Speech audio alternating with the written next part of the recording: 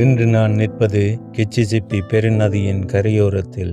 கேட்டினா Ottawa நகரங்களையும் Quebec Ontario மாகாணங்களையும் இணைக்கும் பாலத்தின் நடுவில் உள்ள பேட் ஐலண்ட் எனப்படும் இந்த தீவில். இந்த மண் அல்கொங்குவின் அனிசினாபே மக்களின் உரிமை விட்டு கொடுக்கப்படாத பாரம்பரிய நிலம்.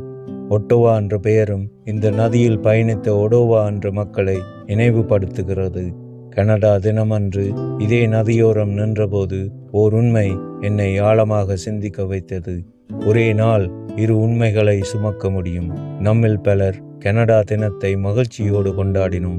எங்கள் குடும்பத்தை போல் பல தேசங்களிலிருந்து வந்த குடும்பங்களுக்கு புதிய வேர்களை ஊன்றி நிலையான எதிர்காலத்தை அமைக்க வாய்ப்பளித்த நாடு இதுவே.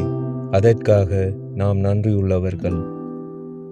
ஆனாலோ இந்த மண்ணின் மக்களுக்கும் இந்த நதியின் பிள்ளைகளுக்கும் இந்த நாளோ ஆறாத காயங்களை மீண்டும் கிளறுகிறது.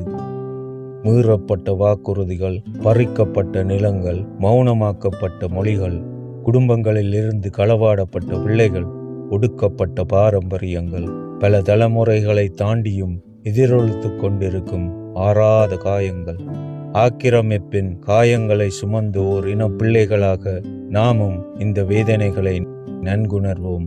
இந்த நதி இவை அனைத்தையுமே சுமந்தபடியே இன்னும் ஓடிக்கொண்டே இருக்கிறது. அதுவே இதன் பாடம்.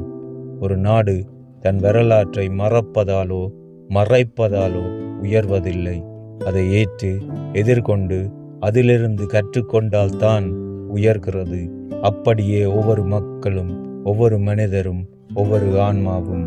ஆகவே நன்றியுடன் கொண்டாடுவோம், பணிவுடன் நினைவு கூர்வோம். வரும் தலைமுறைகளுக்காக உண்மையை, மரியாதையை, சமாதானத்தை விதைப்போம். ஏனெனில் இந்த மண்ணின் விதிகளோ மாறவில்லை.